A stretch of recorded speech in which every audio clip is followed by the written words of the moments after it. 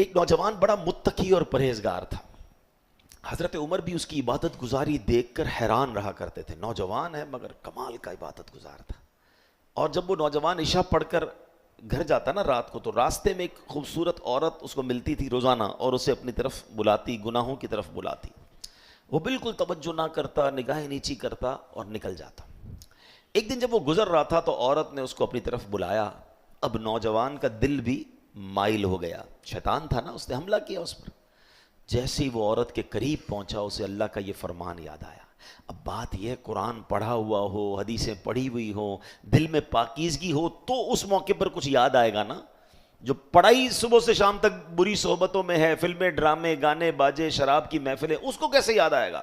یہ نوجوان نیک تھا، چلا گیا گناہ کی طرف. کیا یاد آیا کہ اللہ قرآن میں فرماتا ہے بے شک پرہیزگاروں کو جب شیطان کی طرف سے کوئی خیال آتا ہے تو وہ فوراً حکم خدا یاد کرتے ہیں، پھر اسی وقت ان کی آنکھیں کھل جاتی ہیں. شیطان حملہ کر بھی دینا نیک پر، اگر واقعی پرہیزگار ہے تو اللہ کا حکم یاد آ جائے گا اسے اور وہ بچ جائے گا.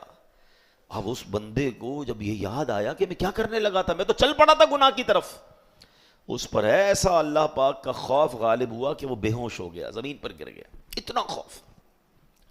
جب بہت دیر تک گھر نہیں پہنچا تو اس کا بوڑھا والد تلاش کرنے کے لیے نکلا تو دیکھا کہ نوجوان تو کہیں بے ہوش پڑا ہے. اسے اٹھایا، اس کو ہوش آیا.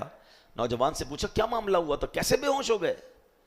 اس نوجوان نے شرمندہ ہو کر اپنے والد کو پھر یہ واقعہ سنایا کہ میرے ساتھ ایسا ہوا. مگر جب یہ واقعہ سنایا دوبارہ آیت کریمہ پڑھی یہ والی، ایسا خوف خدا دل پر طاری ہوا کہ چیخ ماری اور اس کی روح ہی اس کی جسم سے نکل گئی. اسی خوف خدا میں انتقال ہو گیا. حضرت عمر کو سارا واقعہ پتہ چلا.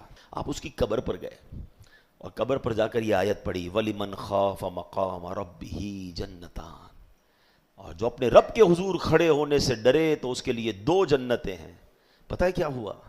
اس کی قبر سے آواز آتی ہے اے امیر المومنین، بے شک میرے رب نے مجھے 2 جنتیں عطا فرما دی ہیں.